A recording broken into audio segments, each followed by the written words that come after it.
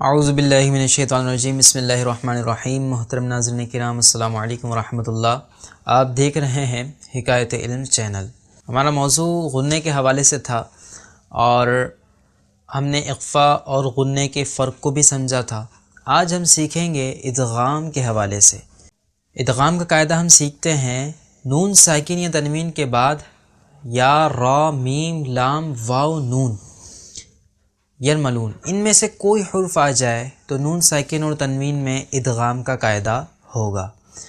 اب اس میں دو چیزیں ہیں، ایک تو ادغام بلا غنہ یعنی کہ بغیر غنّے کے ساتھ، اور ادغام مع الغنہ یعنی غنّے کے ساتھ۔ ادغام جو بلا غنہ ہے اس میں را اور لام یعنی نون ساکن اور تنوین کے بعد را اور لام میں سے کوئی بھی حرف آ جائے تو وہاں پہ غنّہ نہیں ہوگا۔ اس کے علاوہ جتنے حروف ذکر کیے ان تمام میں غنّہ ہوگا۔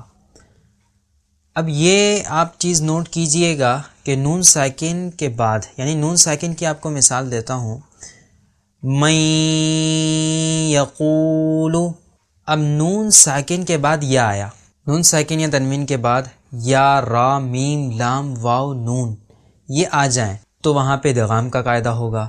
آپ نے یہ بھی جان لیا کہ کس میں غنّہ ہوتا ہے اور کس میں غنّہ نہیں ہوتا، تو آپ کو معلوم ہوا کہ یہاں پہ غنّہ ہوگا۔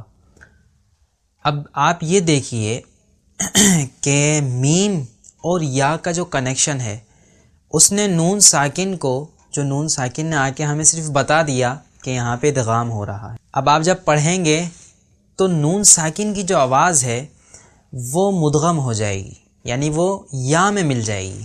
آپ دیکھیں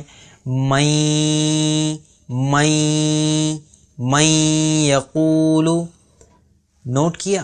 اب اسی چیز کو آپ لے کے جائیں تنوین پر، جیسے رجل یسعی، اب جو یعنی کہ نون ساکن اور تنوین کی جو آوازیں ہیں نا ان میں ادغام ہے۔ اللہ سے دعا کیجئے کہ جو خوبصورت انداز میں پڑھنے والے لوگ ہیں اور جو اللہ کو مقبول ہیں ان کے صدقے ہمیں ایسی آواز، ایسا ذہن، ایسا فہم عطا فرمائے، آمین بجاہ نبی الامین صلی اللہ تعالی علیہ وسلم۔